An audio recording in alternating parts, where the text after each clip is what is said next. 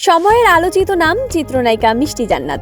চলতি বছর তিনি দেশ সেরা নায়ক শাকিব খান, উপস্থাপক শাহরিয়ার নাজিম জয় ও চিত্রনায়িকা তমা মির্জাকে ঘিরে তুমুল আলোচনায় ছিলেন। যদিও সেই আলোচনা অনেক আগেই শেষ হয়েছে, তবে এখনো আলোচনায় মিষ্টি জান্নাত। বেশ কয়েক মাস ধরে দুবাইতে অবস্থান করছেন এই অভিনেত্রী। কাজ ও অবকাশ যাপন মিলিয়েই সময় কাটছে তার। সেখান থেকে নায়িকা দিলেন সুখবর।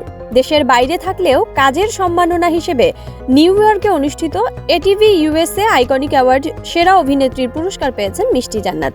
শিগগিরই দুবাই ও মালয়েশিয়া থেকে সেরা অভিনেত্রীর পুরস্কার পেতে যাচ্ছেন বলে জানিয়েছেন লাভ স্টেশন ছবির এ নায়িকা।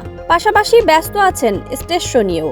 এদিকে সম্প্রতি দুবাইয়ে ড্রাইভিং লাইসেন্স পেয়েছেন, স্বাস্থ্য অ্যাসোসিয়েশন পরীক্ষায় উত্তীর্ণ হয়েছেন।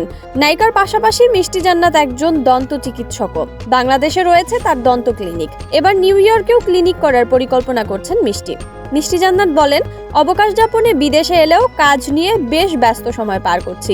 এরই মধ্যে কয়েকটি সুখবর পেয়েছি।